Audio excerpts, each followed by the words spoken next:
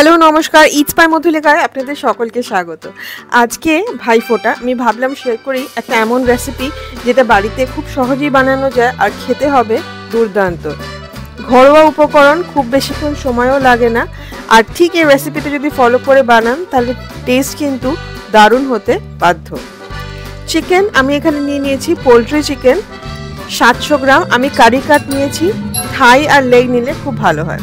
Marinate করে নেব 1 চা চামচ আদা বাটা, 1 চা চামচ রসুন বাটা, দই কোয়ার্টার কাপ দই, আর সাদা মরিচের গুঁড়ো, সাদা গোলমরিচের গুঁড়ো দিয়ে ম্যারিনেট করে নেব। যদি সাদা গোলমরিচের গুঁড়ো না থাকে তাহলে কালো গোলমরিচের গুঁড়ো ইউজ করতে পারেন।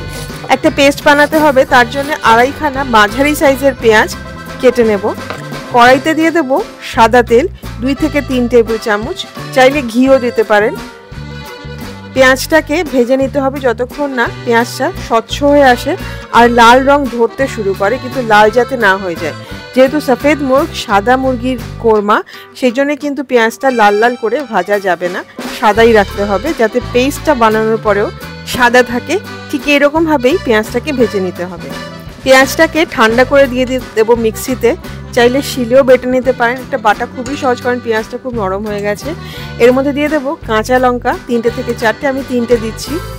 আর দেবো কাজু বাদাম, আমি এখানে 8টা দিচ্ছি, 8টা থেকে 10টা বাদাম দেওয়া যায়। একদম মিহি করে বেটে নিতে হবে সামান্য একটু জল দিয়ে, খুব বেশি জল দেবেন না। ফোড়নের জন্য নিয়ে নেব তেজপাতা 2 থেকে 3টে, শুকনো লঙ্কা 2 থেকে 3টে, 1 ইঞ্চি দারচিনি, একটুখানি জয়িত্রী আর 2টো এলাচ। সাদা তেলে রান্নাটা করছি, 2 টেবিল স্পুন সাদা তেল দিয়ে দিলাম। আর দিয়ে দেবো ঘি। আজকাল ঘিটা বলছে খাওয়া খুব হেলদি, সুতরাং পুরো রান্নাটাও ঘিতেও করতে পারেন। রিফাইন্ড অয়েলের থেকে কিন্তু ঘি বলছে অনেকটাই বেশি স্বাস্থ্যকর। ফোড়নে দিয়ে দিলাম তেজপাতা, শুকনো লঙ্কা, জয়িত্রী, এলাচ এবং দারচিনি। ভেজে নিতে হবে যতক্ষণ না খুব সুন্দর একটা গন্ধ বেরোয়।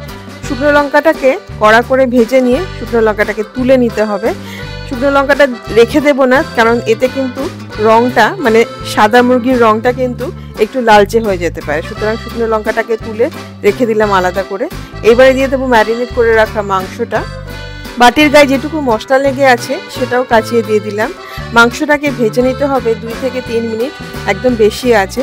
একটু লাল লাল করে ভেজে নেবেন, দেখুন খুব সুন্দর একটা কালার চলে এসছে। এইবারে দিয়ে দেবো এক এক করে মশলা। ধনে গুঁড়ো 1 চা চামচ, জিরে গুঁড়ো 1/2 চা চামচ, আর গরম মশলা গুঁড়ো 1/4 চা চামচ। ভালো করে মিশিয়ে ভাজতে হবে যতক্ষণ না মশলার কাঁচা গন্ধটা চলে যায়। 3 থেকে 4 মিনিট একদম কম আছে। মশলার সাথে মাংস ভাজার একটা খুব সুন্দর গন্ধ বেরোবে। এরপরে দিয়ে দিতে হবে পেঁয়াজ বাটাটা। পেঁয়াজ বাটাটা খুব ভালো করে মিশিয়ে পেঁয়াজের সাথে মাংসটাকে কষাতে হবে। এটাও 3 থেকে 4 মিনিট মতো কষিয়ে নিতে হবে। পেঁয়াজটা কিন্তু অলরেডি রান্না করাই আছে। দিয়ে দেব নুন। নুন দেওয়ার পরে কিন্তু চিকেন থেকে খানিকটা জল বেরোতে শুরু করবে। লো থেকে মিডিয়াম আঁচে ভালো করে কষিয়ে নিতে হবে মাংসটাকে সমস্ত কিছুর সাথে। ভালো করে কষানো হয়ে গেলে দিয়ে দিতে হবে ফেটিয়ে রাখা দই 1/2 কাপ মতো। দইটা দেওয়ার সময় কিন্তু আমি সবসময় ফ্লেমটা বন্ধ করে দিই, তাহলে কিন্তু দইটা কেটে যেতে চায়, ফেটে যেতে চায়। দেখুন ঠিক এইভাবে যদি আমি দিই, দইটাকে ভালো করে মিশিয়ে নিই। এবারে ফ্লেমটা যদি আমি অন করি তাহলে কিন্তু দইটা একদম মসৃণ থাকে।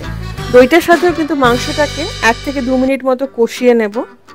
এইবারে দিয়ে দেব জল। এই সময় কিন্তু দুধ দিতে পারেন, গরম দুধ দেওয়া যায় 1/2 কাপ।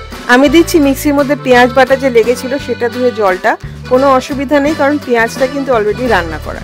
খুব ভালো করে মিশিয়ে নিতে হবে। কোরমা বলে কথা, একটু শাহি টেস্ট আনতে দিয়ে দেব কেওড়া জল, 1 চা চামচ কেওড়া জল। এতে কিন্তু এক্সেস কোনো টেস্ট আসবে না, কোনো অদ্ভুত বেশি টেস্ট আসবে না। যদি কেওড়া জলের গন্ধ ভালো লাগে তাহলে 1 টেবিল চামচ অবধি দিতে পারেন। এটা যেহেতু মাংসটা সিদ্ধ করার আগেই দিচ্ছেন, সেই জন্য কিন্তু একটা ওভার পাওয়ারিং গন্ধ আসবে না কেওড়া জলের। ঢাকা দিয়ে রান্না করতে হবে 10 থেকে 15 মিনিট, যতক্ষণ না মাংসটা পুরো সিদ্ধ হয়ে যায়। চিকেন কোরমা একদম রেডি টু সার্ভ। মাংসটা পুরো সিদ্ধ হয়ে গেছে। গ্রেভি বা ঝোলটা চাইলে আরেকটু বাড়িয়ে নিতে পারেন, তবে এই গ্রেভিটা কিন্তু ঠান্ডা হলে আরও ঘন হয়ে যাবে। সুতরাং যদি চান তাহলে আরও 1/2 কাপ দুধ বা জল অ্যাড করে নিতে পারেন। খেতে সবথেকে বেশি ভালো লাগে লাচ্ছা পরাঠা, রুমালি রুটি বা পোলাওয়ের সাথে। ঠিক এভাবে ভাইফোঁটায় চিকেন কোরমা বানান। আমাকে কমেন্ট করে জানান আপনাদের কেমন লাগলো। রেসিপিটা ভালো লাগলে প্লিজ লাইক করবেন, শেয়ার করবেন অ্যাটলিস্ট 5 জনের সাথে যারা রান্না করতে ভালোবাসে। দিনটা দুর্দান্ত কাটান। খুব ভালো থাকুন, দেখা হচ্ছে খুব শীঘ্রই একটি নতুন রেসিপির সাথে। Happy cooking, thank you.